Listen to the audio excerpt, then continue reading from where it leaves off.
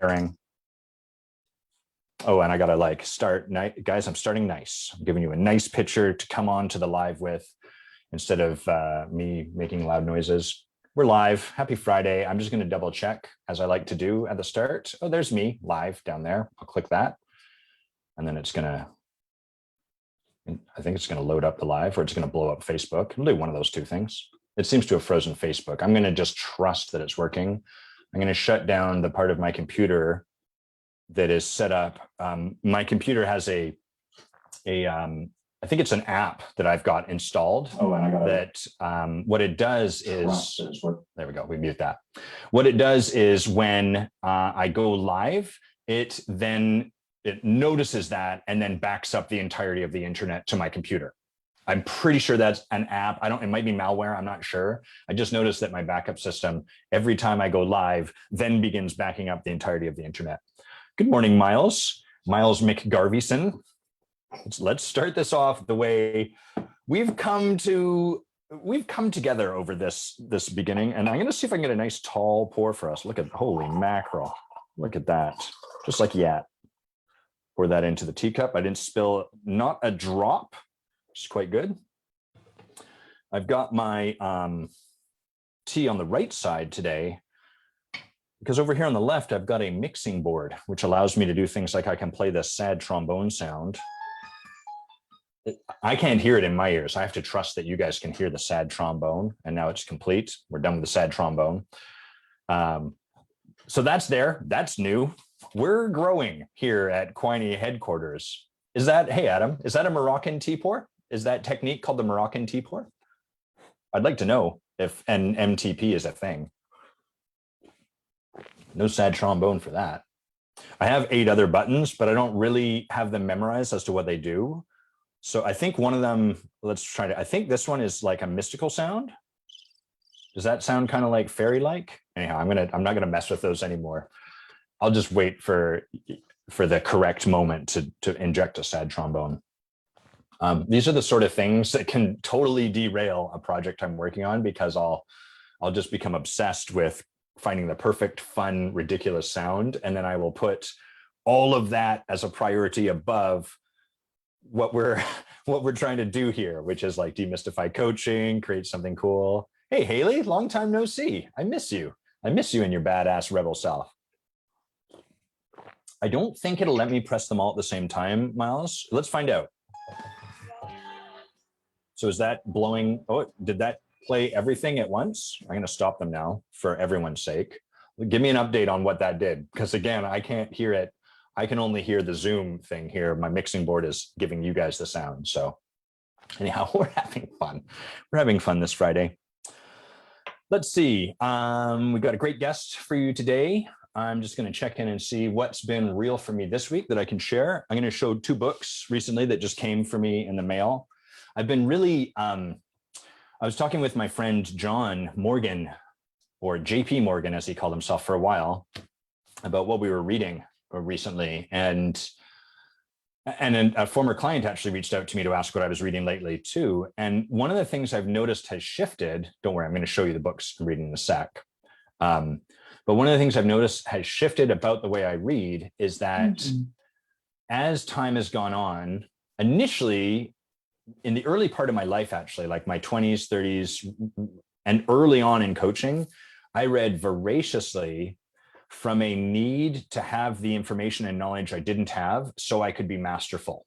So there's nothing wrong with that, but like the place I was reading from was like, there is information I don't have that I need to put in my brain. I need to learn Kung Fu, plug that thing in the back of my head like they did in the Matrix. And so you notice I specified like they did in the Matrix. That was because I was concerned that I'm dating myself and getting too old and not everyone knows the reference to a 1999 movie. So I'm inclusive here. That's what I'm doing. And I'm calling myself out. So early on, there was a ton of books around coaching and, leadership and all of that stuff that I would read and read and read. And there was never enough. I could never get enough because I was trying to fill a hole that wasn't really there.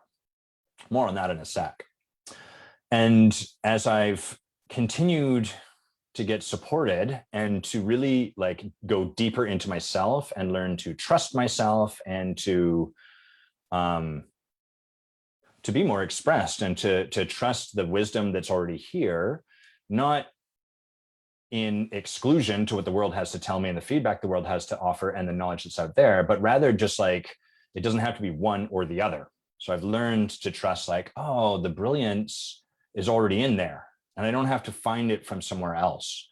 And it's not that I don't enjoy those books anymore. It's just that they're less compelling.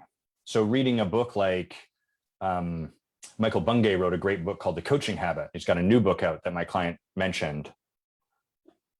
And I thought about reading it and I was just like, I'm just not that really that interested. What's far more interesting to me is less reading someone else's process and what they learned from it, and more getting back into the conversation with my coach where I can see what's showing up for me and see like what's underneath that and unpack that and pull that apart and then learn more about my own journey. And so I don't have it that that's the way everyone needs to progress or how it should look for everyone or anything like that. But I noticed for me, that's been quite a shift. It doesn't mean I read any less. It means that the driver for my reading is enjoyment and was exciting for me. Hey, good evening, Alexandra. What am I feeling passionate about? What do I feel called to read? And so that also doesn't mean that I don't read books about coaching or development or leadership or anything like that. But what tends to happen now is I read them until I stop reading them and then I put them away. I don't keep them on my bedside table saying I should read this. I don't feel a need to take them all the way to the end. Well, it's not totally true. I might feel a little bit of a need because I still have that part of me that that began down this process. He still exists, but it's far less compelling. And so I read the book until I'm done reading it, and then I set it aside and trust I got what I needed to get. Consequently, that's kind of opened up the opportunity for me to read a lot more stuff that I'm just drawn to. And what I've been really drawn to lately is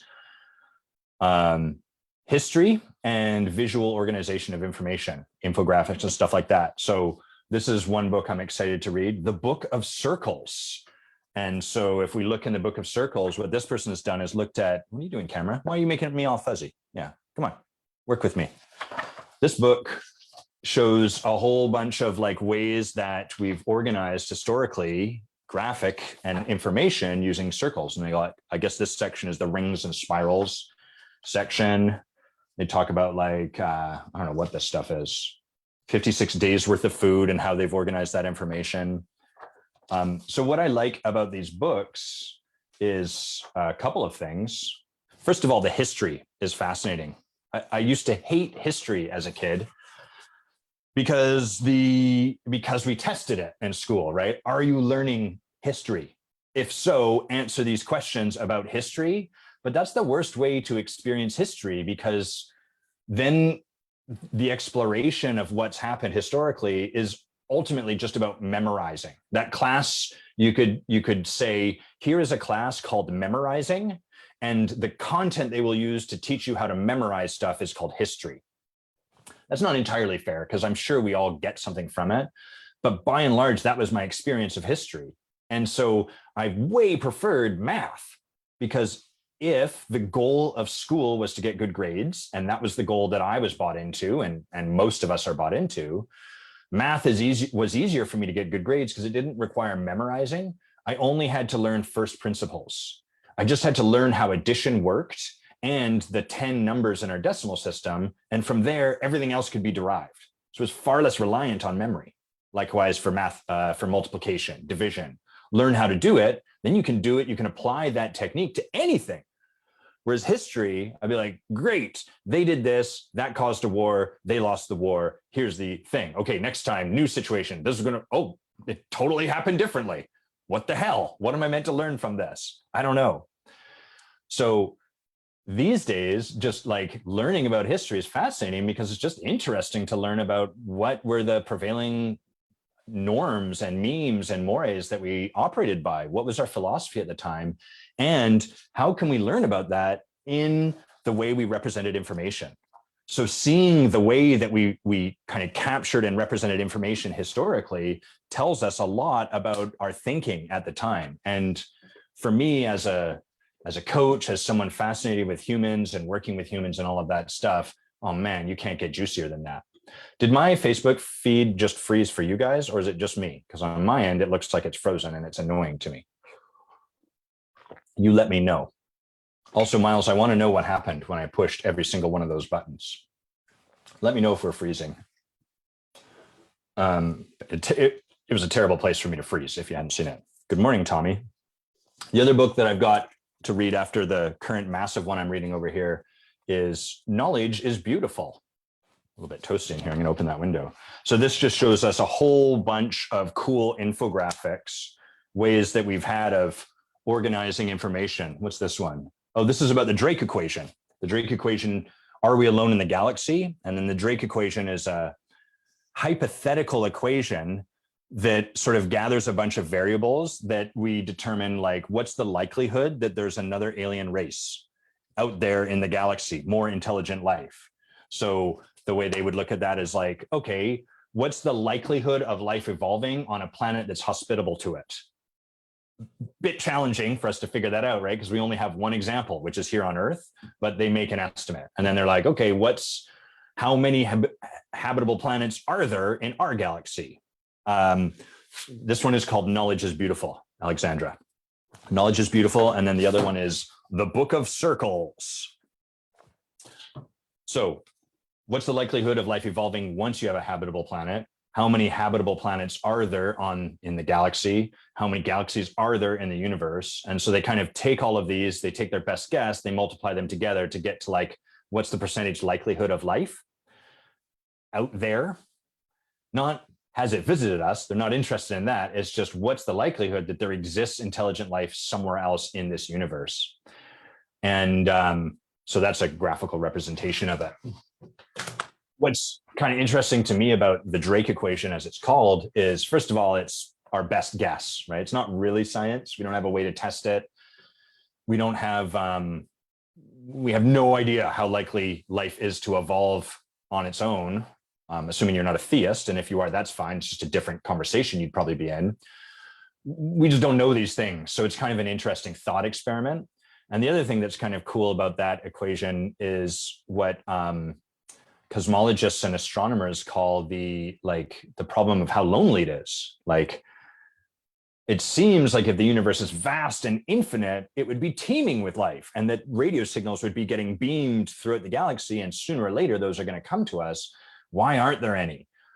Notwithstanding any of you that may believe in conspiracy theories that we're getting these signals and aliens are coming and visiting us and all of that sort of stuff. If the universe is this abundant, if the universe is infinite in its vastness, if, given all of that, it's predictable life would evolve and reach a level of sentience, why does the universe seem so desolate, so isolated, so lonely? Why haven't we heard anything? Why haven't we seen a single radio signal that suggests there might be more life? So these are interesting questions that we're not going to really get an answer, but they're fun to twirl around in your mind, or at least in my mind. I can't speak for your mind. Let me check and see. I want to share something I've been distinguishing with you this week before I go any further. The thing that I've been kind of present to is, I guess this is sort of along the lines of talking about the universe, is the nature of how people are getting more and more, that's actually what I want to talk about.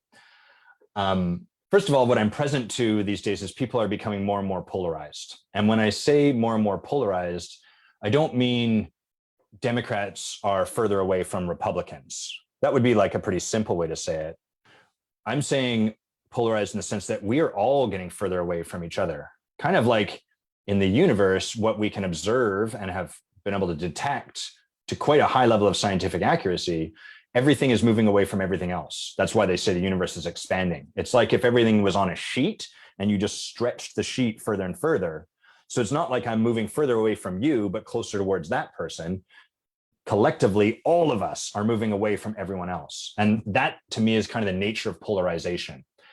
As we get, as the world evolves the way it is, it's becoming harder and harder for me to see the humanity in you that is a reflection of the humanity in me. And instead, I have you created as like, you're this way and I'm that way, and never the tween shall meet. We're just different. That's the nature of polarization for me. That's how I hold it. So anyhow, I've been noticing this. I've been observing this. I've seen this showing up in my friendships, even people that I would kind of deem myself fairly close in terms of like political views or the way I relate to the world or any of that sort of stuff. Hey, Jenna, thanks for bringing your hot ass self over here. Your hot ass self. That's the nature of polarization. And I've seen it, that's where I was going. I've seen it with my friends where I'm like, oh, wow, interesting. There's even a distance being created between me and my friends when for the most part, I'm up here in a very progressive part of Canada. I hold myself fairly left leaning. You know, I'm pretty on board for stuff, and I'm still feeling a distance growing as times become more precarious, as more stuff becomes sensational in the news, blah, blah, blah, blah, blah, all of that stuff. There is Alexandra. Well, there isn't, I don't know. So I was talking to a friend about this, and we were sharing about what we've noticed. This friend is a coach named Marita Bowles, who runs a brilliant program called Whetstone. And we were just talking about what we've both kind of been present to as we've gone on in our lives and built programs and coach leadership and coaches and all that stuff. And one of the things she shared with me was this document that she'd come across. It was a PDF, and it was a PDF about how to have a kind of like how to have that conversation with your crazy friends without escalating it and without it spinning out and like ruining Thanksgiving.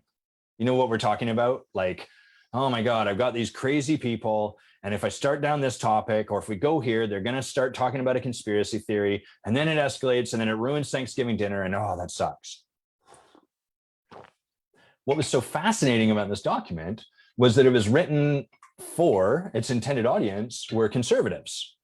And it was written like, ultimately, it was how to have a conversation with your crazy liberal friends. Oh, Facebook's now telling me it's having trouble playing my video. Is that the same for you guys? I don't know what's going on with Facha book. It's busted in La Facha. I'm going to keep talking and trust, and then we'll find out. So what was so fascinating to me was that this was a really well-written document. It had great points, and it was beautifully put together, and it kind of like right at the start was like, here's some things to like some expectations to drop. Allison, can you send me a message and maybe just in the chat, let me know if you're still seeing me come through on Facebook? Because I don't know what's going on. Oh, no, I can see it now. It's shown up. You can tell me anyhow. It'd be helpful. So they've written this. Okay, great. You guys can see me just fine. Thanks. My internet's a little wonky, so I appreciate the support that way. To see this document written from the other side, at least the other side to where I am, about how to have a conversation that doesn't escalate, that doesn't explode, how to have a conversation with someone where you already know they're going to say that Trump is the devil incarnate and the worst person in the world. And how do you have a conversation with them without falling down the trap that particular argument represents and the unwinnability? So reading this was fascinating for a few reasons. One, it really like had me feel like, man, see, we're all trying to create some unity here. Or many of us want it. And the temptation is to make the other side, and it doesn't have to be Dems, Republicans. The other side can be like, I'm religious and they're atheist, or I practice leadership and they're a victim, or I'm a man or I'm a woman and they're a blah, blah, blah, or I'm a white person, they're a black person or a person of color or whatever. But then in all of us, in all of this, our humanity is always available. And the thing that we would sort of judge over there, that we would castigate on the other side's sort of doing the same for us. It's always a mirror and a foil for us. So seeing this document was just like, holy crap, that's so funny that I've seen those documents written for liberals, how to have conversations with your crazy conspiracy theorist friends, how to have conversations with your crazy conservative uncle. And here's the other side of that thing. Here's how to have a conversation for it. So to me, there's a real beauty in that we're not alone. And there's people striving to to have productive conversations that actually create more unity rather than get blocked into the binary nature of right, wrong. That's ultimately what's happening with all of this stuff. Whatever in group you want to put there on either side of that spectrum, left, right, Democrats, Republicans, white supremacy, that's a little hot button, right? But like, we'll just say privileged white people of color, whatever you put on that, what that often boils down to is a spectrum of right and wrong. And then we get entrenched in our position because we're like, I'm right and they're wrong. And from there, there's not a lot of conversation that's going to happen for you. One of the things I noticed with that friend of mine is that there comes a point in a conversation where the opinion that he has, it's not one where there's any real conversation to be had. I could ask questions if I wanted to better understand him, and sometimes I do. But for the most part, it's just like, oh, there's not much conversation to have here. It's a finished, there's a finished, he's done in his exploration and his inquiry of that. And so, okay, I'm just not going to really go much further with it. There's not much to do. Alexandra, yeah, me too. You know, that's the other side of this is I'm no stranger to my own righteousness, and I'm suspect of it. Not because I have to be, but because what I've learned is that the more righteous I am, the more easily it is for me to step over my own blind spots. My righteousness has me double down on using my brilliant mind to think of all the reasons I'm right and to construct really great arguments. And that narrows the scope of the world I get to be in. And so I'm really practicing ongoingly, like noticing my righteousness and then being kind of skeptical of it. And then trying to, in the face of that, listen to the conversation and perspective of people that are outside of where I'm righteous. Not for their benefit, although I think the world probably does benefit at large, but for my benefit. Because when I do that, it forces my perspective to be a little broader. And part of the way it does that is it forces me to be with the cognitive dissonance of like, here's the way the world is, I'm right about this. And then like, but here's something that doesn't fit with that. And then I have to, if I listen to that, I have to kind of sit with that. And that allows me to pull down the existing worldview and then grow it into something bigger. And that's where the transformation can happen. As soon as we resolve our cognitive dissonance, oh, this person's saying that, and normally I would think that this group of people wouldn't say that, but the reason they're doing that is because of this exception, then that allows us to kind of go back to the safety and comfort of our existing worldview. And so it saves us the dissonance. We don't have to feel that discomfort of like, this peg doesn't fit into this square hole. But it also saves us from the opportunity that arises when you've got so I'm trying not to do sex gestures.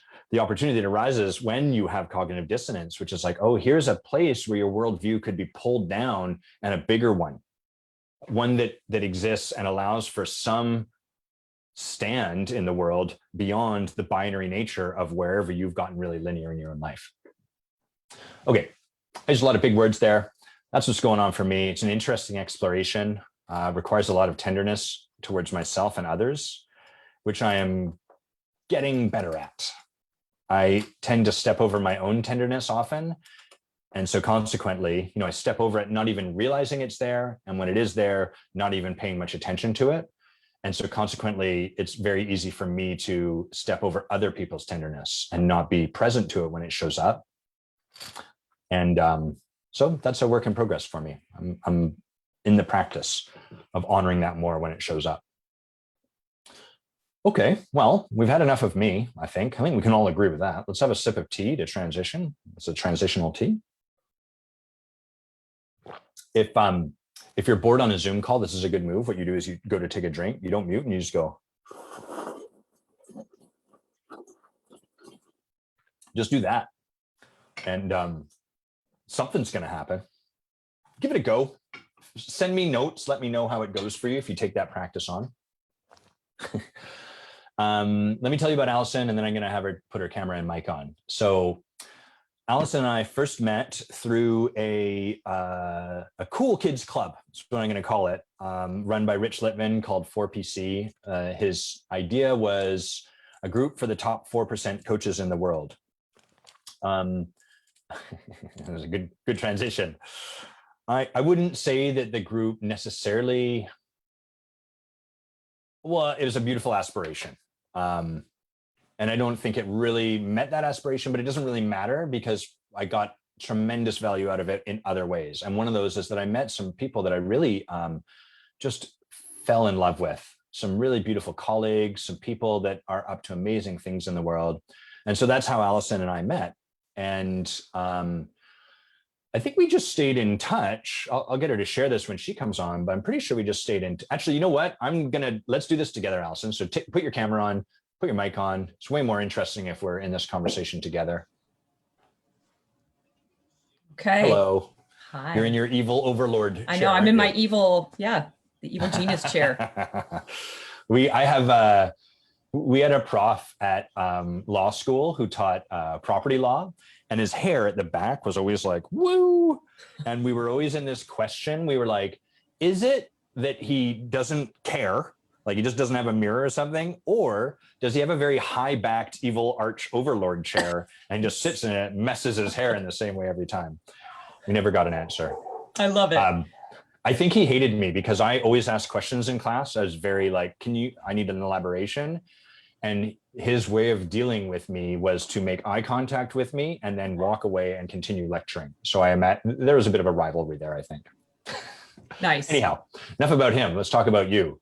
So how did we met in 4PC, right? Yes. And then what was next? Was it the intensive? Did we connect outside of that? Like, how did that happen? You called me between 4PC and the intensive, and you just, I remember you were walking in Victoria and we just talked for like an hour, and you were just telling me how beautiful it was there. And then that was, I don't remember how I found you guys again, but I was really hungry for another community. I loved the community that Rich had built, and yet it still wasn't quite, again, you know me well enough to know, like, I never think anything is quite right. So that's my thing, but right. I was hungry for continuing to be part of a community. So yes, I had always been drawn to you and Bay. And no, you and I were on the leadership team in London. Oh, that's right. Yeah. We were leading his work in London. Yes. Right. And so we met there. That was the first time I led his leadership team, I think, which was quite a shift for everyone. Yes. That's right. Yeah. Sorry, my son literally just walked in here. He's not supposed to be home until this afternoon. He's probably thinking, what did I do? I'm on a live video. Sorry. I was using this because there were people downstairs. Okay. So do you need to take care of anything? No, we're good. Okay. So then you reached out to me, and then I think I kept looking for you in Bay. I just kept like, I wonder what they're up to. And then I saw that you were running an intensive in Victoria. My family, I have lots of family in Port Angeles. So it was a no-brainer. And then I got to see somebody else from 4PC. We rode the ferry over. It was so exciting. So who was that? Was that Kelly? Kelly. I remember that because I met you, I ran into you guys at the hotel, right? I wasn't there. I stayed at the Yucky Days Inn. I was like the only person that stayed over there. Everybody else was at the nice place. But I'm pretty sure, if memory serves correct, you and Kelly ran into me at that hotel the day before. I think it was you. Maybe it was someone else. Okay. What's that? Were you like delivering stuff? Yeah, I was dropping stuff off, and I was totally like, it had been confronting because we'd been trying, like, this is the first time we'd run an event like this. We were scared. There's people coming from like all over the world, India, the States, England. And my fear was like, there's not enough people. People are going to be disappointed. And I was kind of like, fuck, I dropped this stuff off. And I remember running into you and Kelly, and like, it was exactly what my heart needed to bring me back to my heart, away from the fear and what it was doing in my head. And I was just like, oh, right. I love these people. These people are here to play with us. Yeah. All will be well. Yeah. It was such a relief. Yeah. Yeah. I love it. And I had a blast, learned a lot. And you were on our leadership team for that. I was. Yeah. That's right. Yep. Cool. We could talk more about all of that, and we may come back to it. How was it just sitting here waiting while you were not yet coming on? I love listening to you. Okay, good. Me too. I always aim to be able to have the kind of humor that you do. Like you're really fast on your feet, and I love listening to you. And almost everything you say is really funny. So Thank you. I enjoy myself thoroughly. I love that. It's very delightful to hear that. Yeah. Okay. Well, what will we dive into, Allison? What are we gonna tackle? Well, one of the things that I would love to be coached on, if you want to coach me live in front of billions of viewers, is I'm rebranding, which I think is like a fancy way of saying I think I was getting bored with the work that I was doing. And how can I do it differently? And I'm a member of the Forge, and all of that work, along with like blowing up my business model, is I pretty much have a panic attack every morning now. I'm just like, oh my God, it's really threatening.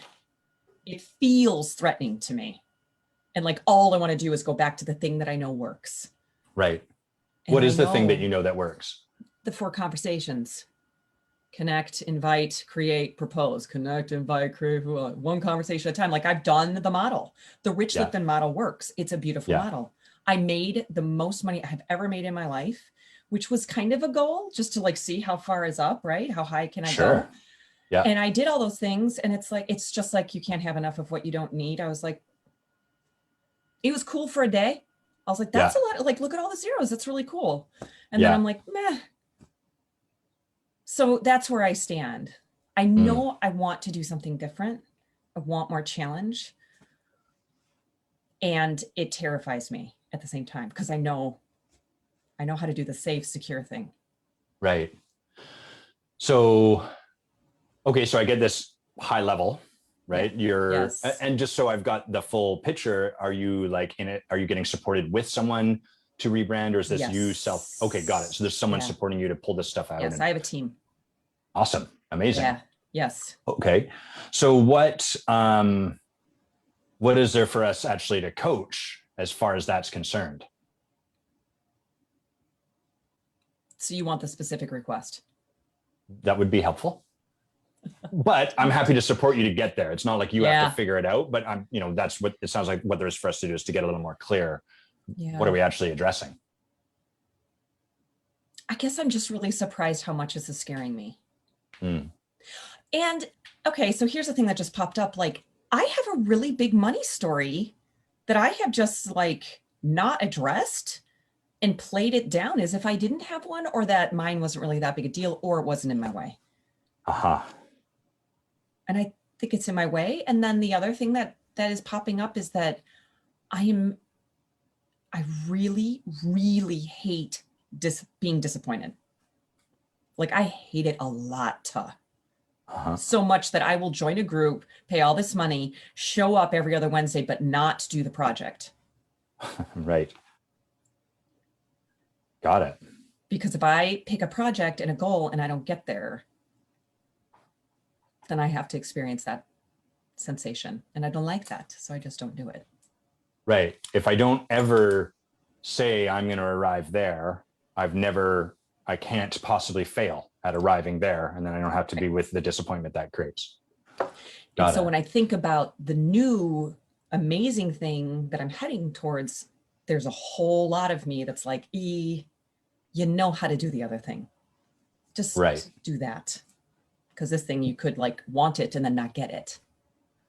So what is the new thing that you're heading towards? I get that there's some stuff that you're kind of, some hurdles, some stuff you're distinguishing is there, but where are you trying to get to? What we've opened up in the work that we've done in the rebranding is what I love to do is have experiences. Yes, I can do a Zoom call. Yes, I can sit in a room. Yes, I can do a powerful conversation. What I really love is to create an experience for somebody. Okay. That I always say that moves the needle. And I have done lots of that work. And I now have created a group where that's all we do. We meet once a month and I create an experience for my group. And I'm in love. It's so hard and it's so challenging and I freak out and I overplan. And then I show up, and it always goes really, I mean, it always is what it's supposed to be. So I'm getting over that fear, but now I'm like, well, so then they said, like, your people aren't on LinkedIn. When we talked about like, who are my people? They're like, they're not on LinkedIn, Allison. And I was like, you can fuck yourself, because I've just spent like the last 6 months or 6 years crafting everything for LinkedIn. I've got like 1,500 connections and people follow my stuff and whatever. And they're like, yep, but I mean, how many clients are you getting that way? And how many experiences can you get? Like, that's not, and Facebook probably isn't where it's at. And then they offered the possibility, it could be Airbnb, because when you go to reserve to book a place, they always say like, what about experiences in this location? Right. And that freaked me out. I was like, what? Like, I would get one person a year. What? Like, no. So a lot of, I don't know, there's a lot of resistance and excitement, because if it's true, that would be amazing. Right. So I hear, well, it's kind of interesting, because what you shared at the start was you don't like disappointment. Yeah. So you don't want, you won't like, create the project or make the declaration or whatever it happens to be, right? Right. Yes. What I'm present to in this conversation is and it doesn't sound like you are yet clear on, like, it's almost like that's happening here. So I get that there's like, oh, I'm afraid of this, and there's like the fear of disappointment. And so there's like all these brick walls we're building. Yes. Like, look at all these brick walls in the way. Yes. But is there something you're trying to create for which these are actually in the way? Because the one thing I did hear is like, it's scary, but you're actually still doing it. So it doesn't sound like the fear is actually in the way of that. It's a good distinction.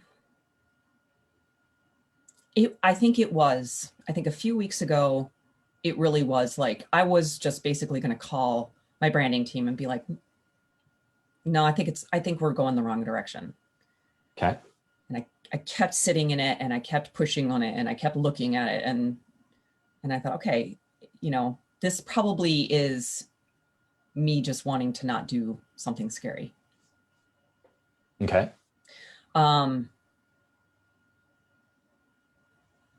So now I don't know where to go.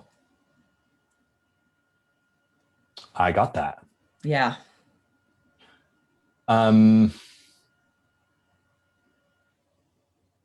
it's kind of the same, like over here, I'm like, boy, it sounds to me like whatever you decide to actually do, you're pretty reliable to create it. Yes.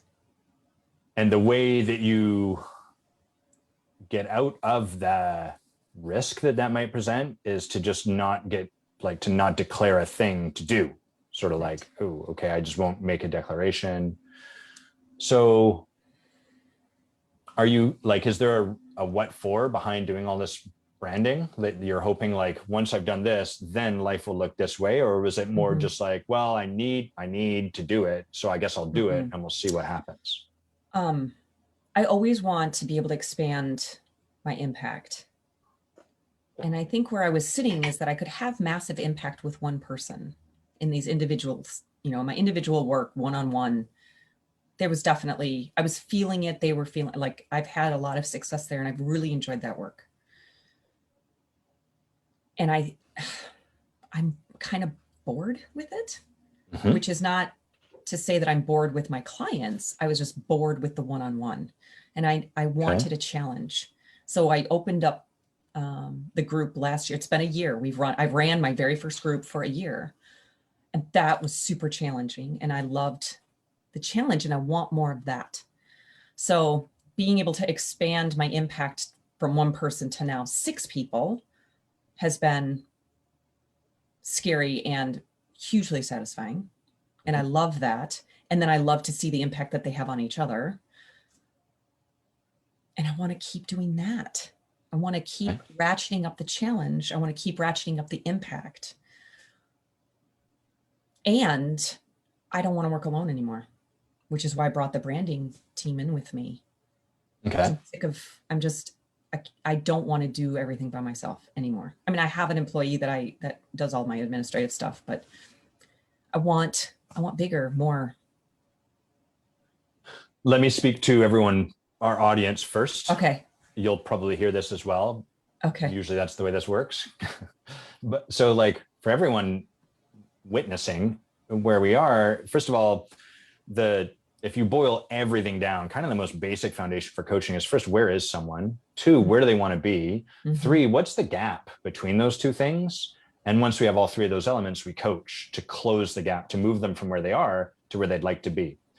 What tends to happen is we get stuck in one of those three areas rather than getting clear on all of them. So some people, you'll be like, what would you like? And they're like, well, I don't want this. And my boss treats me that way. And I hate this and blah, blah, blah. So they're telling you all about the way life currently is and what they don't want about it, which sounds a bit like it's where they want to be, but it's not. It's just what's wrong with where they are.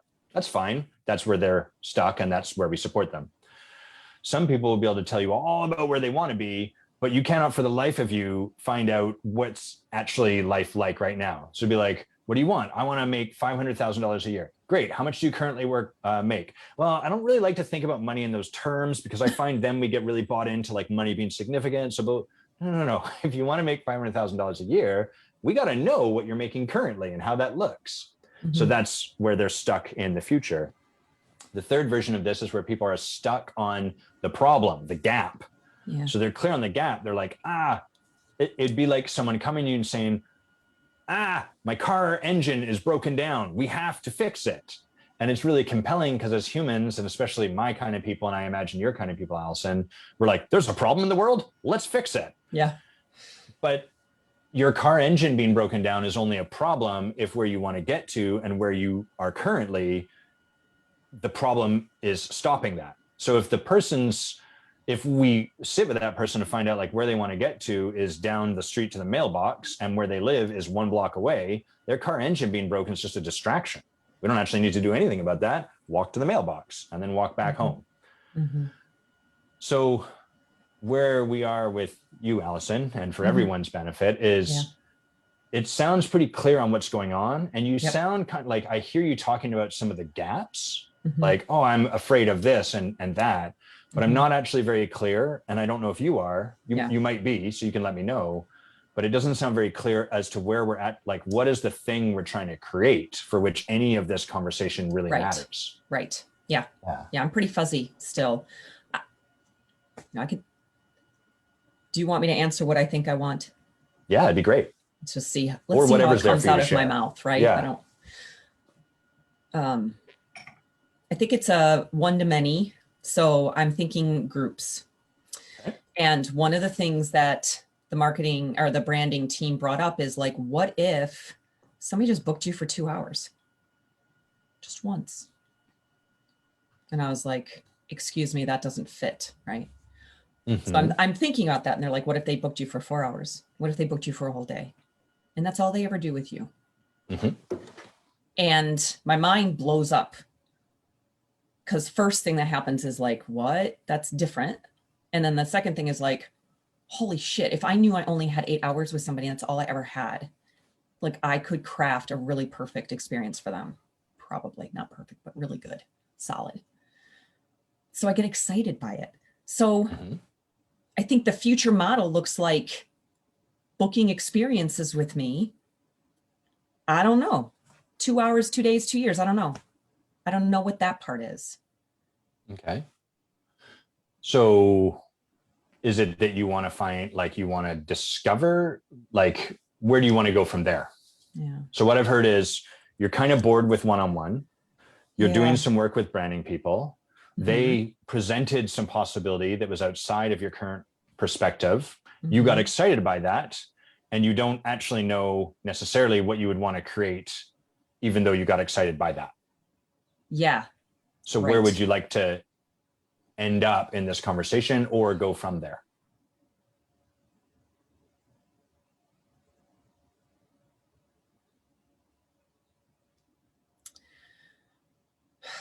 I guess I don't really want to craft, like, what are the services that I would provide? Like, I don't really want to do that right now. Okay. I think I want to,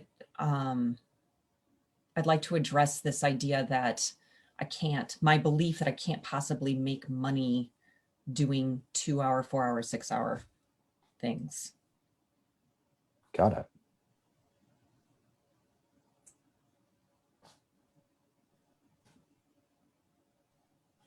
Got it. So you've got a belief that that stuff is not viable, can't make money.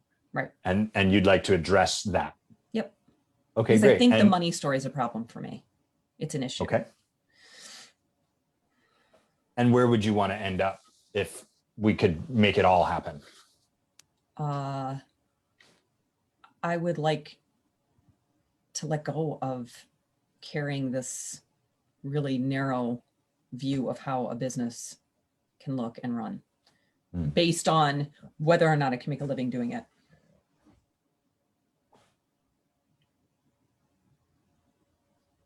I'm just taking notes here. Sure.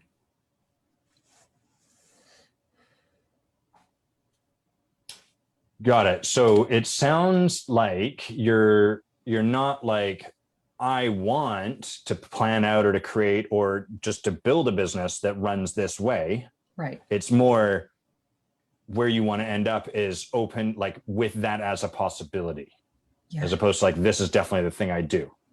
Yeah. I have that right? Yes. Great. Okay, great. Okay, cool. So what is the current story about money and making money and all of that?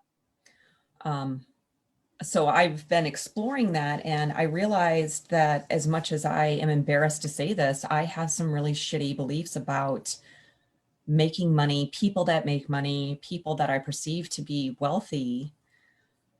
And it struck me the other day, like I have a friend, we went to visit, their neighbors next door built this really big mansion, and I found myself being like super critical of their neighbors, who, by the way, I really like. I like them. And yet I was like, what the fuck is that? Like, are you kidding me with this? So I have like this, and I think that's what's keeping me from changing or doing new things.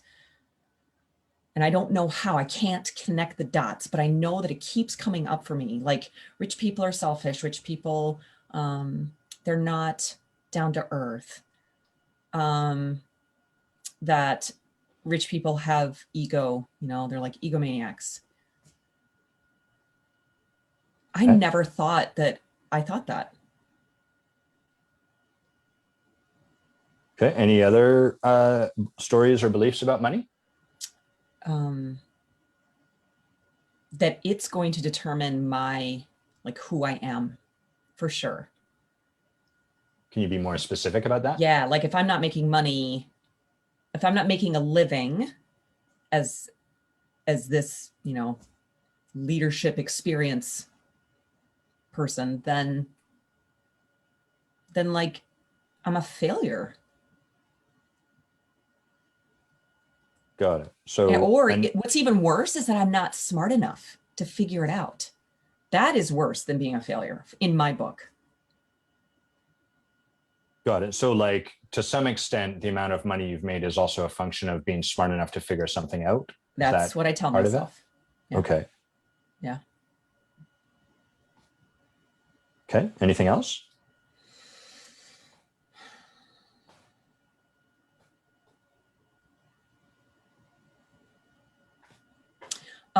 Just that I notice how much I notice status and money and symbols of that. I notice what cars people drive. I notice the kind of houses that they live in, the areas that they come from. I notice all of it. What else shows up? Like, what else do you notice when you notice that? Well, then I can judge very quickly. Like, oh, and the judgment is sometimes, trust funder, self-made, lucky. I sound like an asshole. I don't like that. It sounds like you have quite a bit of judgment around. I do. I'm like so embarrassed. Belief. Yeah. Uh-huh. Got it. What happens from your judgment about this belief? What happens? Say it again. So you've got this belief that shows up. Yep. Then you have judgment about that belief. Yeah. What happens from the judgment? So once that judgment shows up in the space, what happens next? What I've been doing for the past, since I've been really digging into it, is just noticing it and then speaking it out loud. Right. But so that's cool. Yeah. But like, I'm more interested in the less transformed explanation. So it's like, I would imagine most people, when they have a judgment about something showing up, they're like, that shouldn't be there. And then some other stuff happens as well. I'm kind of curious about that. Yeah. So if this is not it reinforces all my beliefs. If I can make the next door neighbor a bunch of selfish egomaniacs, then I'm right in my belief. Well, let me draw the path for you just so that it's clear what I'm asking. Because I think you're saying, the question it sounds like you're answering is, what happens next from these beliefs? Which is different from what I'm asking. So I'm hearing, you have these beliefs and you notice them. You're like, look at that fucker, Richie Rich over there. Then from there, you're like, it's wrong for me to have that belief. I'm an arrogant fuck, or whatever the voice is in your head. Now I'm asking, what happens once that judgment shows up?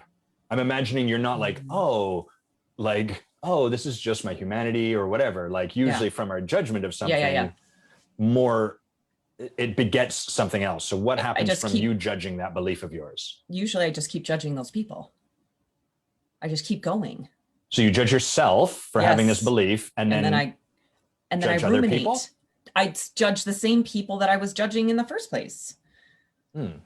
So if I were to say the way that it usually works is, well, I'm trying to get, I don't like that I think that. And so I think by like trying not to. When you don't like that you think it? I try not to. Okay, great. Okay. Can you see we're getting closer to like what happens from the judgment rather than, so, because all of this is part of, I assert, the cycle that it creates.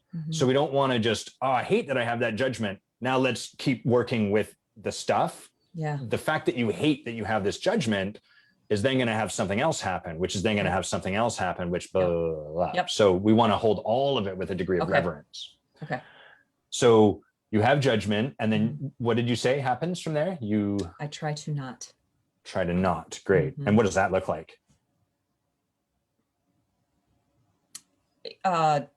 Turning my back on whatever, just not talking about it anymore. Trying to tell myself how much I like their neighbors. So you see this guy, girl, whoever, with a Mercedes Benz. You're like, fuck you, or whatever. Then you're like, fuck me. I shouldn't have that. And then fuck it. And then so from there, I heard you say you try not to have your beliefs. So what's that conversation internally look like? Is it just like, they're fine, they're great? Or like, what actually does that sound or look like? It's like the smiley, like, I'm sure that they're nice people. And I don't. Great. And then whatever I got to do to not think about it anymore. And what you tend to do to not think about it anymore is? People are genuinely nice people and fine. Okay, great. Are you ready for this? It's perfect. Oh, the soundboard. So excited I got to use it. Okay. Thanks for having a sense of humor about all this, Allison. Makes it way more fun and easy. So judge them, set of beliefs show up. You have a story that you have those beliefs is wrong in and of itself. Then try to destroy the beliefs you have. So you sort of like layer trying to make them out to be nice, fine people on top of the belief. And then how does that go? So now you're kind of like fucker, but on top of it, you're like, I'm sure you're just fine and doing your best and you're just like one of us. And then what happens next? Then I go back. I'm like, but what the fuck? Why do they drive that goddamn, $150,000 car? Why do they build such a thing? Or why do they, I can't, like, it just goes back. Like, then I look at it again and then it becomes almost ruminating. It's like an internal courtroom battle. Yes. Got it. What does this settle down to or resolve to? Like, I'm not using resolve meaning like it's done and I feel great and amazing. I'm curious, like, because you don't exist in a constant state of ruminating about your neighbors, I'm imagining. So what's the rest state look like? Well, usually then something else will pop up. With them or somewhere else in the world? Or somewhere else in the world. I'll see something else. Got it. And it'll like happen again. Mm.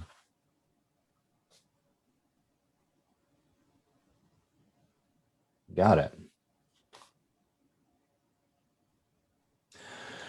What's the experience of being in all of this cycle for you? Exhausting. Exhausting. And I feel like an asshole. Right. Yeah. Either you're the asshole or they're the asshole. Somebody's an asshole. Someone better be. Yes. Someone's a fucking asshole. Great.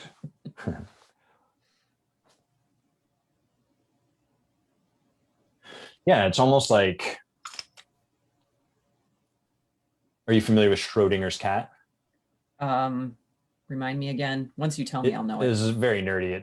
It's a quantum experiment. So as you know, at the quantum level, things exist in both states. They're simultaneously on and off. How is that possible? Yes. Right. Schrodinger's cat is this experiment that until we open the box, we don't actually know whether Schrodinger's cat is alive or dead. And so the theory is that it exists in a position of both states. It's simultaneously alive and dead. Yes. And until we open the box, does it resolve to one of those states? Got it. So it's almost like this is like Schrodinger's asshole, where, as long as you're in this back and forth, no one is totally an asshole. So then you don't have to totally own that judgment a little. Like there's sort of, you can ping pong back and forth, but then it's a bit like spinning plates. So you have to run back and forth and like, oh, me, or them. Mm-hmm. Got it. Mm-hmm. Thank you, Anna. Anna says it's more cool than nerdy, and I agree with her. Yeah. Anytime someone mentions Schrodinger, that's cool. And Leo is saying that people are a gaggle of assholes. So that's the collective noun for assholes, apparently. I want it to be something with an A, but I'm not going to digress too much down that path. Okay, so this is a little of a left turn, but I'm really curious because in this, it's exhaustive and it sounds kind of ongoing. Mm-hmm. And I heard you say with your clients, you'd been feeling kind of bored. Yeah. So do you feel any degree of exhaustion with your clients? Like, does any of this show up with them? Sure. It can with some of them, sure. The ones that are boring? Or for which you experience boredom? It's the ones that are, I get kind of bored when there's like when they're stuck and we end up doing the same conversation several times. What do you see in terms of like that with what we've been looking at? Well, I would imagine there's judgment in both places. Okay.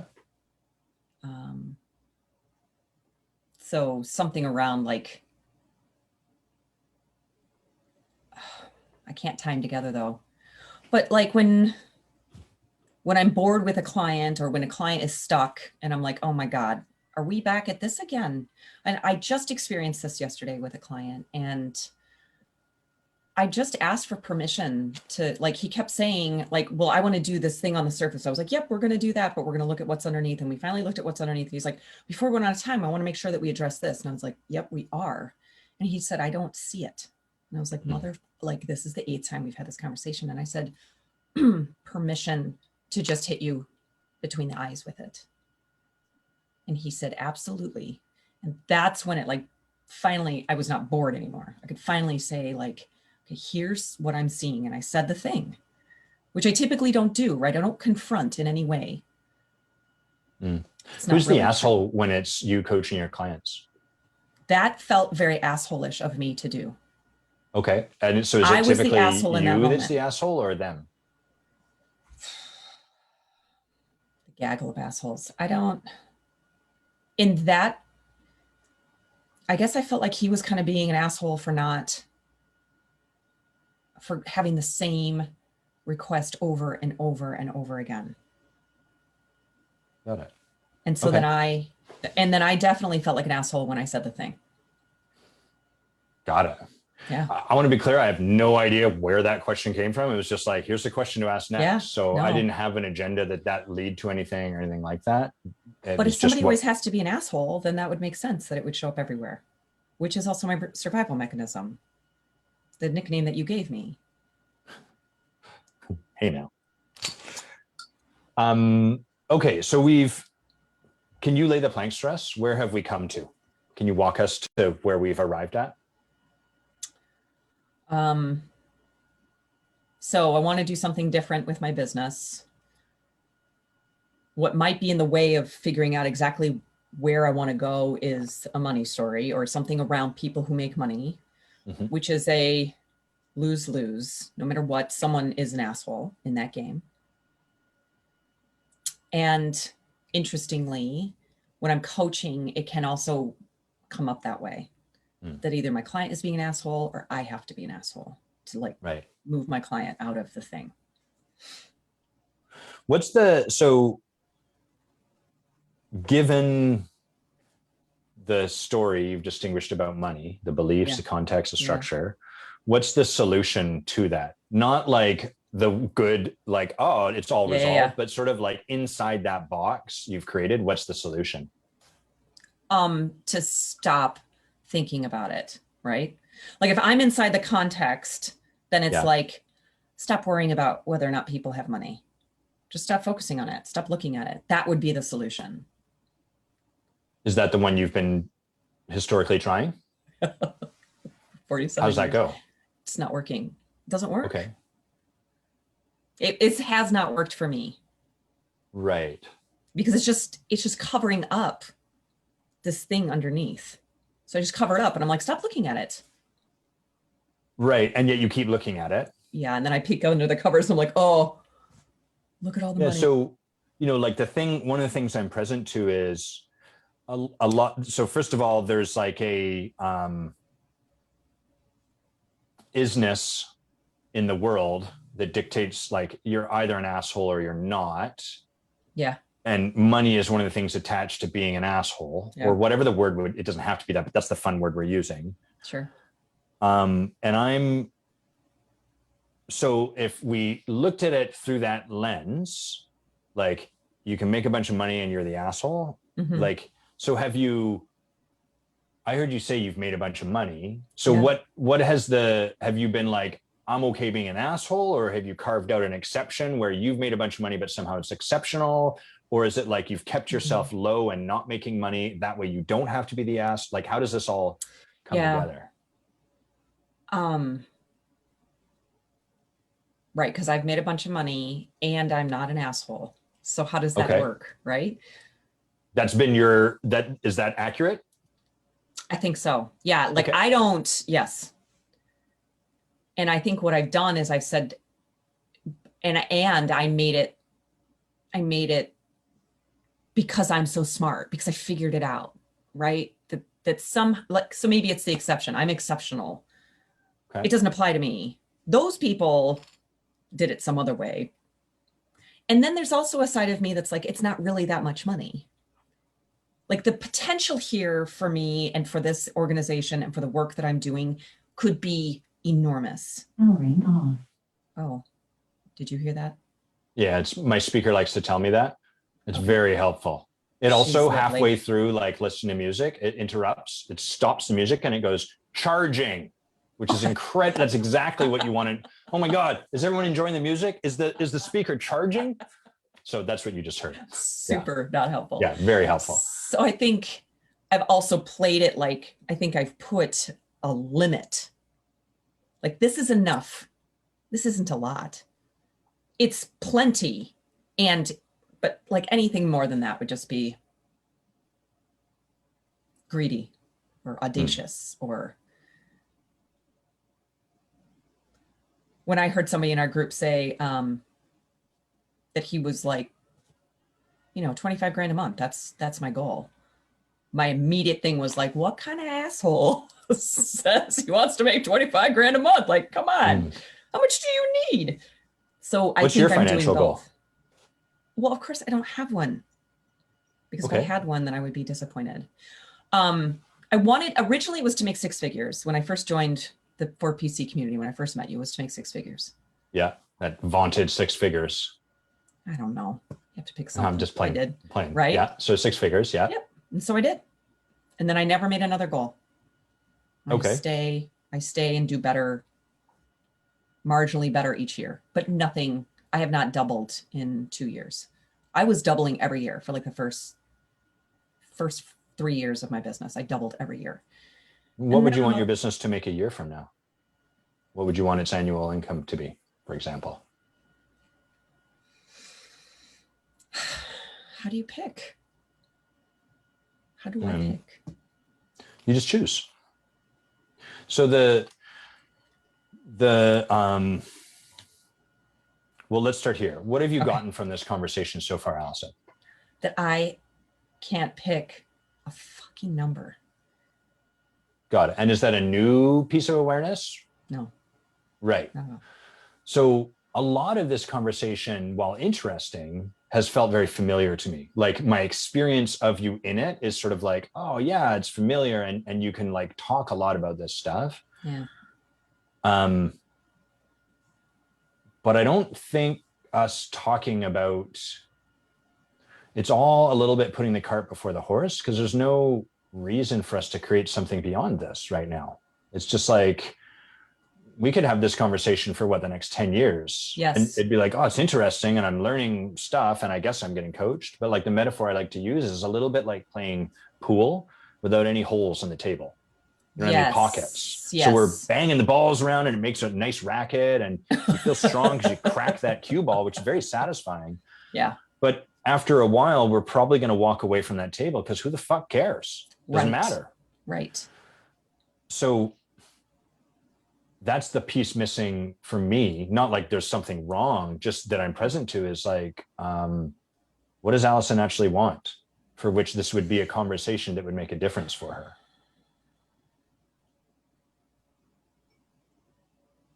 Yeah, I'm getting emotional. Tell me about that.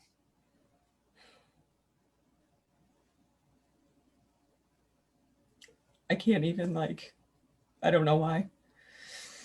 You don't have to know why. That's the least interesting part about emotions. Okay, good. What is the emotion? I think it's disappointment. What are you disappointed about?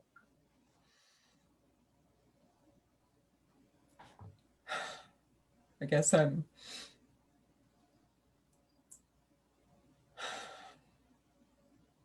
that I want to build something big and amazing. And I can't get off dead center. I circle in the same spot over and over, and I'm disappointed that I can't seem to do the thing that I want. Like when I think about wanting a lot of money, it's exciting for a minute. Like if I gave you a number right now, $500,000, $1 million, fine, whatever, pick the number, fine. Like that doesn't. Which one would you pick? $1 million. Let's just pick $1 million. Okay. It doesn't. Okay. So there's the number. It's not. I don't think it's that. I think it's I worry or I get really judgmental about who the fuck do I think I am. Yeah. But until you pick a number, yeah, that judgment exists in the realm of concept. Right. Or directed at other people. Once you say the number, that same stuff gets driven up, but now there's a reason to work on it. There's a North Star to go towards. Yeah.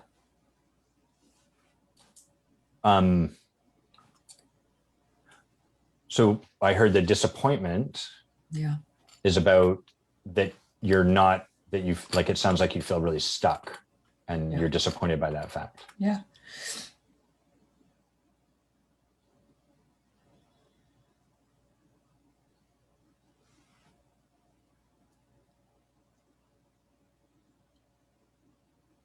Which is ironic because that's the thing I've been really trying to avoid. That's what all this has been about. Yeah. Don't pick anything. because you won't make it. And if you don't make it, then you're going to get disappointed. Huh. What are you seeing? Well, once again, I'm creating the exact thing I say I just really don't want. So it's not ironic. It's perfect. It's exactly the way it goes. And when you said that I can aim my judgment at other things because I don't pick the number, yeah. I can sit around and I can judge people that make $1 million a year. And the reason I judge it is probably because I want it.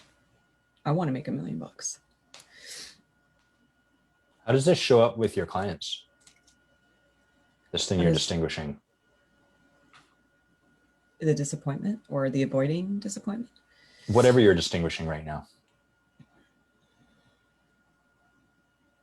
I have several clients that are really not good at articulating what it is they want. So I have that. And then I have clients that run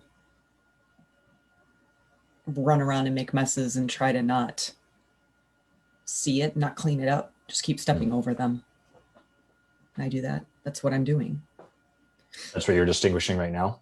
Well, I don't feel like this is a mess as much as it's a mess I'm making with myself. That I'm holding myself back here because I feel shitty saying that I want to make $1 million. Because who the hell am I to want that? Right. Well, and I heard you say, I'm doing all of this to avoid disappointment. Yeah. And what it's causing is disappointment. Yes. Is there any version of that showing up with your clients? Doesn't have to be disappointment, but like any aspect of that that's showing up in your, yes. What do you see? So like the client yesterday was trying not to dent and bruise his relationships. And so he's really, really careful. And he was saying yes to all the people, which had him being completely unreliable, which, by the way, dents and bruises relationships, right? So he was creating exactly the thing. And I have the client that you and I have talked about in the Forge that she's doing the same thing. She's creating exactly the thing that she says that she doesn't want, which is disconnection. She was holding herself separate from others in the group, and just like I do, right? What do you wish for them? To stop it, right? To see it, right? To see it and then move. Everything okay over there? Yeah, just making sure I didn't knock my mic off. Oh, okay. Yeah. Yeah, like I would love to see people move, however they move, past it, beyond it, away from it. I don't know. What would they need to be willing in, like willing with of for? What would they have to be willing to be with in order to do that? To be disappointed.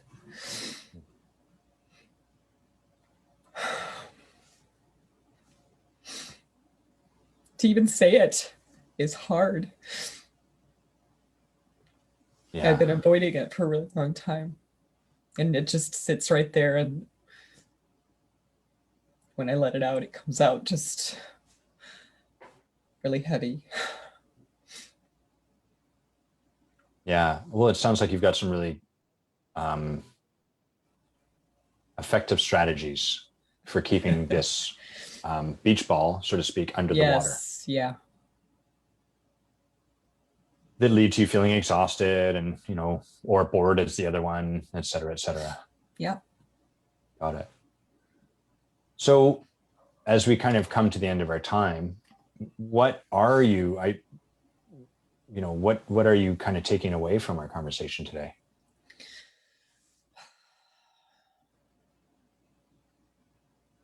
That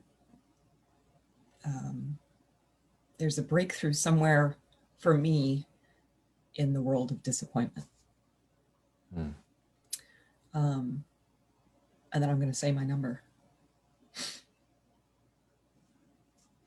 Like you're going to say it right now? Yeah. Well, I said it. And I can say it again if you want me to. If I want you to. Yeah. Fuck. Would it serve you to practice? Sure. I want to make $1 million in the next year.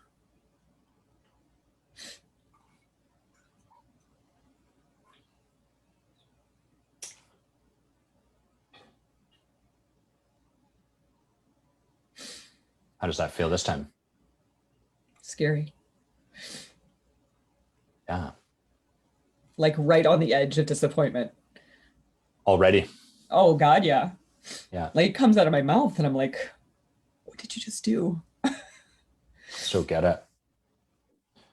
Yeah, the impact you are for the space you come, like every space you step into, Allison, it would make sense that you'd be most afraid of being a disappointment. It's like you show up, you're like, whoa, shit, look who's here. This is gonna be amazing. I always identified with, do you remember the poem Casey at Bat? No. I can't remember who wrote it. It's about this guy, Casey, just formidable man, baseball, fantasy character. But anyhow, the poem is like, he steps up and everyone, that crowd goes quiet and everyone's like, yeah, Casey's here. And the pitcher's terrified and the bases are loaded. And, it's been an intense game, but Casey is at bat. And Casey steps up and he taps his bat on his shoes and he rolls his shoulder back and he gets ready to just belt this ball out of the park. Anyhow, the poem sort of builds up Casey's magnificence. And at the end, the punchline is Casey is struck out. That's how it ends. Yeah. And just like, oh my God, devastating. To the point where I would show up to play baseball in gym and just like,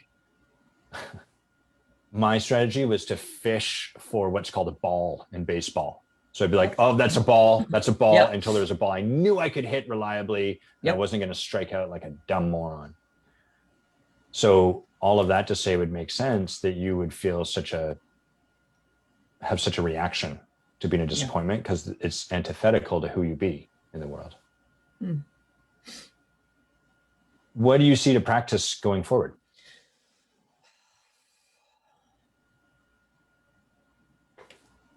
Asking for what I want. Being open to not getting it. So what would that look like in practice? Oh. Well, Mother's Day is Sunday. Here in the States, here in Wisconsin. And I could ask for what I want that day, like how I would want to spend that day. I typically don't, because if I don't get it, I don't want to be disappointed. How would you want to spend that day? I would like to start the day with a run with my dogs and my best friend. And then I would love to have like a brunch. And then I would love to play a game with my family. Crush them. Always. Like Trivial Pursuit with my teenagers. That's the most fun. And then based in the 70s. Like, yeah, the 1985 version. Is, yeah. What? Yeah. And then have like a cookout and invite my shitty mom over and show her some love. Is that what you would want to do? Yeah. Yeah. Just for a little bit. Like she can come over. I enjoy her company for about an hour or two and she likes that too. And so that's kind of fun. Got it. And is asking for that something that would trigger this? I might be an asshole. Who am I to ask for this? Yeah. Okay, great. Are you up to take that on? Yeah. Cool. Yeah.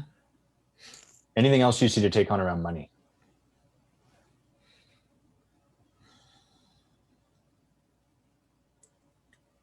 I would be open to any practice you can think of. I feel like I can't think of it. Like I'm sure there's something there and I'm not.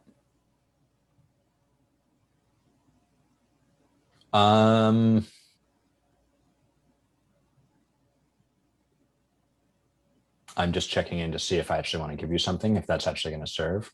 Okay.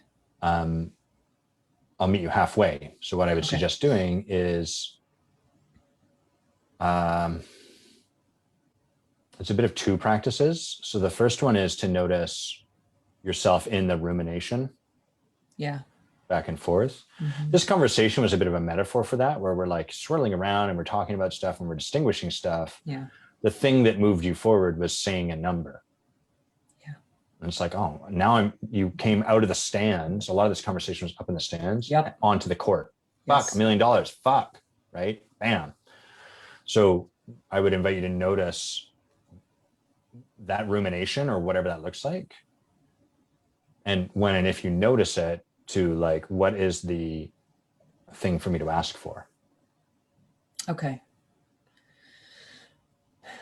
It doesn't mean you have to ask someone for it. You don't have to go anywhere and say, I want $1 million to any individual. Right. It might start internally. Like, oh, I want to ask of myself this. That's what I want to create. Okay. What do you see might come from a practice like that? The first thing pops in my mind is I can't do it alone anymore. Okay. I want to need people around me to make that a reality. Okay. So that sounds like a conclusion you drew in this moment, or like a piece of awareness in this moment. Is that right? Well, it's something I've been playing with because I do work alone.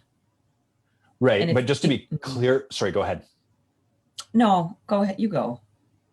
What I'm asking you is, so imagine you take that practice I just gave you on. Yeah. What do you see might come from that? And the practice is like the rumination, to like notice the rumination and to not make it. Okay. Tell me again the practice, because now I feel like I'm mixed up.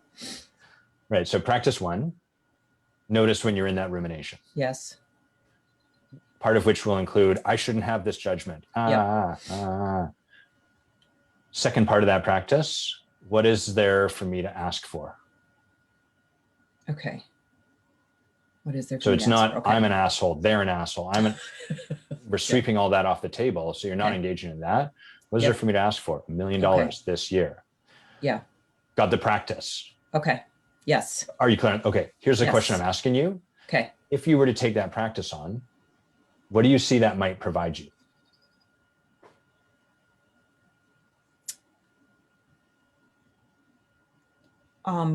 Well, I'd be practicing all sorts of different ways of asking for what I want. Yep. That's what you'd be doing.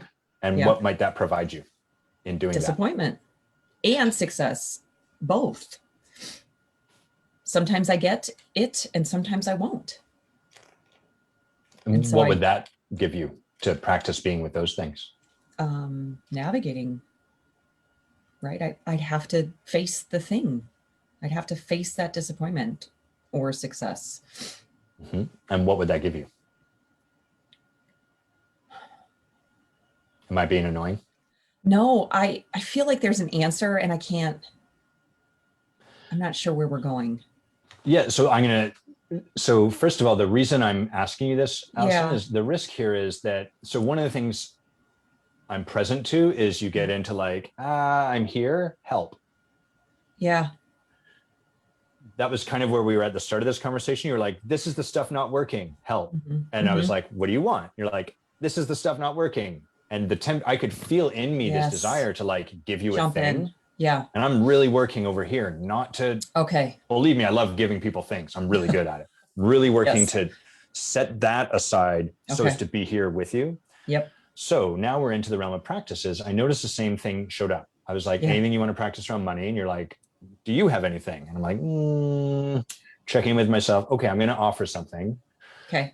If I'm ever going to do that, then I'm going to check in with you to see what you see, like, why do that practice? What would be available for you in taking that on, as opposed to, great, Adam gave me a practice, so I'll do it. Right. That's going to be way less impactful for you to do the practice because I gave it to you. Right. And shut it up, Heather. Heather's saying, Allison, he is annoying. And what's happening is, so I've asked you, what do you see would be in it for you, right? And at first you kind of, you didn't, I didn't seem like you answered that question. It seemed more you were just like, what is a thing you're noticing now? Because you were like, oh, I'm going to need more people, which is a bit of a non sequitur from like, if I practiced asking for if I thought about what the thing was, Yeah. what would I get out of that? I see that I'm going to need more people. It's just a weird, Yeah. Can you see that? Okay. So that's why I was like, okay, let's check. Then I asked you and you're like, oh, I would be with more disappointment and more success. Yep. Got it. So that's what you'd get to be with more of. And what would that provide you? And when I asked you that question, you were like, it would provide me getting to be with more disappointment. I would get to be with more of it. So it's kind of like if I said, why do you want to do this? And you answered, because red. And I said, got it. But why red? And you said, because red. Okay. So you kind of just gave the same answer. And I'm inviting you to get a little more curious. Like imagine, Allison, that going out this week and the next week, you really take this practice on in your life. Okay. And you're right. You have to be with more disappointment and more success and all of that. What is that going to give you in being with all of that? And the reason I'm asking is so that you have a reason to do this, aside from I'll be with more of life. Yeah. And I would actually get what I want every once in a while. Like it would happen. So I see that. I see that I'd be a better coach, a million times better if I could if I can be with my own disappointment, if I can ask for what I want, and if I can deal with what happens once, what I have to deal with to actually ask, because there's all of that. And then what happens after I ask, which is out of my control. And just, I would imagine that there are depths there that I would have access to, which would make me a better coach, make me a better mother, make me a better wife, better friend. I'm enrolled. How about you? Yeah, it's making me cry again. Good. Yeah. Good. Great work. So I hold that like you're getting actually present to some possibility now as you get this, as opposed to this practice existing as a thing Adam gave me that I should take on. Yes. Just like that broken down car engine that I should fit, but why? Yeah. So I would invite you to look here with your clients too. Okay. Are my clients taking something on because I'm giving it to them, which is going to be boring for both you and them over time? Yes. Or are they present to the possibility in their life that might completely tear everything apart? Cool. Nice work. Yeah. Thank you. Thanks for hanging with me through that. Thank you for hanging with me as well. Feels like a good place to wind down. Is there anything before we do that would have this feel complete for you? I always love your acknowledgements. Well, I'm going to acknowledge your pants off and then back on again. Don't you worry. Okay. Knowing that I'll provide that. Anything else?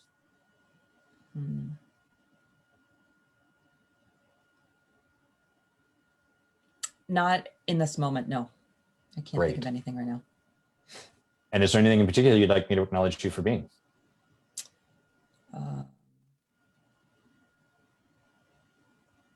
Being open. Yeah. Good choice. One of the things that's so remarkable about you to me, Allison, is first of all, how brilliant you are.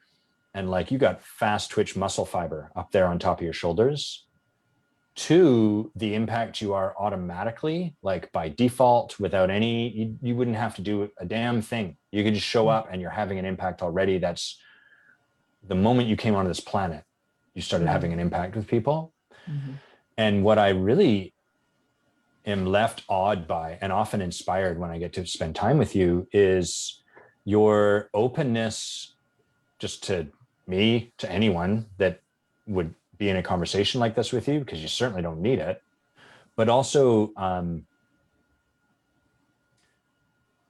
let me get my words around this, like kind of along with your openness, like the tremendous humility that you embody. And from that place, a willingness to let go of needing to be an impact or needing to not be an impact so that you can simply be and trust the impact that you are. And that requires so much trust, like so much trust and so much openness to all of the abundance of life. Because the thing about that poem that I shared, Casey at Bat, which I put in the comments for anyone that wants to check it out, or at least the Wikipedia link to it, is that even in striking out, Casey had an impact. Wasn't the one he might have hoped to have, but that's not really what being an impact is about. Yes. That was the impact Spirit brought me to have in this moment. And so I really acknowledge you, Allison, for your practice and your already present willingness to be open to whatever impact there is for you to make, and to sort of, in doing so, teach us all a little bit about humility as well as power and how those two come together. Thank you. You're welcome. I'm all filled really up. Great work. Thank you. Yeah. So let's do a bit of a debrief and then we'll wind down. And if anyone has any questions, feel free to questions, curiosities, things you noticed, share those in the comments. Those are always awesome too. Anything you were present to throughout, or that, as we cast our gaze back, you're like, oh, snap, that's where we went, or anything along those lines? I was just present to how much I am in the stands, like you said. Yeah. So compelling for those of us with brilliance tends to spend a lot of time in the stands at the blackboard, working out theories. Yes. Oh, this, once I get this, it's just one more thing, then I'll be able to. Yep. And, it's interesting for me, you've possibly followed along the Spectrum of Being, which is now Who Do You Think You Are? And that book is soon to be released. And that book can really easily become a beautiful place for people to hang out in the stands for the rest of their life, myself included. Like, let's just learn more about this ontological model. But where the rubber hits the pavement is when we go out and hit the pavement. We're like, okay, I've read about it and I got to go and fucking practice that. And so you're in good company as far as hanging out in the stands is concerned. Yeah. Thank you. Yeah. Anything that surprised you? Any veers or directional changes that were like, whoa, we went there? I'm really surprised that I said $1 million. That really surprised me that happened. Yeah, me too. And I'm surprised that I got emotional. That was what would you have expected to happen? That I would just do what I do, which is like, nice. I'm so glad you didn't. Asshole gets emotional about money. Yeah. That's the title of my book. What kind of asshole? One of many. You got a bunch now. I'm present to there's more, we could start to look more into the story about money, do more work there. Yeah. It did occur in the moment, actually staying down that path is actually not what's going to create what's next for Allison. Yeah. Of course, my work is to offer that and then trust wherever, if you were like, I really think we should stay here, great, that's where we go back to. Yeah. And at least for me, money can mean so many different things. And if you look into the world, it does, right? We put everything on it.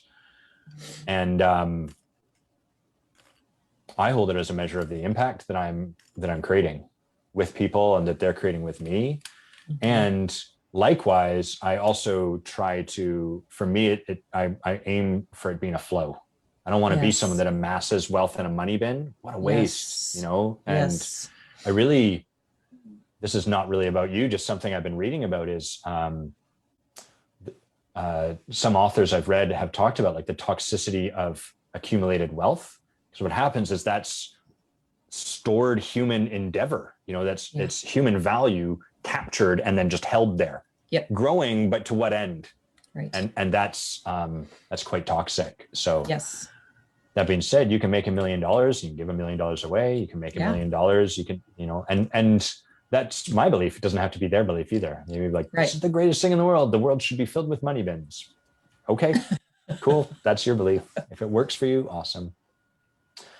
I was surprised to ask you about assholes and also to ask you about how it showed up with your clients. I had zero intention. I didn't, I was just like, oh, that's the question that showed up for me in this moment. I guess I'll ask it and we'll see what happens. And, we kind of went there and then came back to it was more of a spur in the road. Yeah, right. But that's the nature of this work, right? Is to trust what's showing up, offer it, not be attached to how it goes, and then allow ourselves to keep moving. Yeah. Lauren says, oh God, I love working out theories like us. Lauren's also very brilliant. She says, Allison, I totally see you in your brilliance. Thank you for showing up in your realness today. Just a couple of people annoyingly agreeing with you. Anna says he's a pain in the ass, referring to me. And she also said her autocorrect suggested he's a pain in the forge, which might also be true. Heather says, Allison, he is annoying. I read you that part. And she says, I totally get wanting to get the right answer. I go there with Adam all the time. Yeah. And Alexandra shared, really grateful to you, Allison, for this session, for having had the opportunity to meet and see some of you. And she says she sees so much integrity in you and a very human way to talk about making $1 million. And she loves that. Last thing I'm present to, and I'll check in with you and then we'll wind down, is a lot of the world is engaged in making $1 million without addressing or confronting or considering any of what's showing up for you. So there's two ways to deal with the thing. There's three ways to deal with the thing showing up. One is, because I have a story about $1 million, meaning you're an asshole, I'm not going to make $1 million and I won't be an asshole. Option two is, because I have a story about making $1 million being an asshole, I'm going to suppress it, maybe in the back of the head, sort of be willing to be an asshole and justify it in certain places and make $1 million. A lot of the world there, a lot of the world there. And then the third is, because I have a story about making $1 million, meaning I'm an asshole, and I want to make $1 million for whatever reason I choose, I'm going to address that story. And that's the transformational path. And it's not usually what occurs, because it doesn't occur like we have a story. It occurs like the truth of the world. Right. And you don't have to look very hard to find millionaire assholes. And you don't have to look very far to find righteously humble, people that aren't making $1 million and aren't assholes, and at the same time are assholes. And truth is, we're all assholes. Anyhow. Better title for the book. Anything else you want to share before we wind down? Oh, no, I'm just real sweaty. So that was a good session. Cool. Lauren says, those experiences you described sound really amazing, and you had me enrolled in signing up for one. Sound like powerful experiences. Thanks, Lauren. Beautiful. Okay. Allison, where do people find out more about you? Like if they hear about these experiences or something. Yeah, sorry, go ahead. So my website is aligncoachingllc.com. I don't know if we're going to keep that company name. So, but currently right now, Aligned, ALIGNED, Coaching just LLC. Just Align. Oh, Align. Tense. Got it. I'm going to put it in the comments here. Yeah. AlignCoachingLLC.com. Yeah. I'm on LinkedIn. I'm also on Facebook. Cool. And are those the best places? Like, is it social media where you post your art? Is it your website? Where does that? Most of where I place things now is Facebook and LinkedIn. So that's all my content right now. Cool. Yeah. And anything you want to plug? Anything you're up to that people should definitely sign up for or take part in? Yes. So in the fall, I am re-upping. So I'm taking the summer off, and then I'm going to re-up my group program that I call Pollinators. And that is the leadership experience that we do once a month. And I would love, love, love to share more. It's been a really great, it's been great for all of us. It was my pilot year, and I've learned a ton, and my people have learned a ton, and they've given me really beautiful feedback. So I am really excited about year 2. I love that. What do I want to plug? The Creating Clients course is underway. So if you wanted to do that, too bad, you can't. However, we're enrolling. Not a very good plug. Forge. It's a plug neg. I'm neg plugging people. The Forge we're just wrapping up our final month of this year. Allison is one of our members going through that program, as is Heather in the chat. Mia. Anna, Mia. Yeah, we got a bunch of people that have been with us today. I'm looking at my visual display, and I think we have 6 slots left for participants. And we're in conversation with Allison about coming back and joining our leadership team or any number of other stuff. I share that because the Forge is confronting and will grow your ability to develop leaders and to show up and be a leader. And the kind of people that choose into this work are people like Allison, people that are willing to show up and be in this kind of vulnerable conversation so as to create that same kind of impact in the world. Yeah. So it's a beautiful, beautiful structure. We start in September, but it's filling up pretty quick. So if you're interested in that, reach out to me, or feel free to reach out to some of the people I've mentioned. They may or may not be open to a conversation, but one of the best ways to get a sense of the impact of this stuff is to talk to people that are going through it. So That's a good idea. Yeah. Yeah. Cool. Thanks for being with us, Allison. Everyone, bet. thank you for coming and hanging out. It's super cool. Hope everyone has an amazing Friday, and we'll catch you soon. Bye-bye. All right. Thanks so much. Bye. And then I got to stop the live.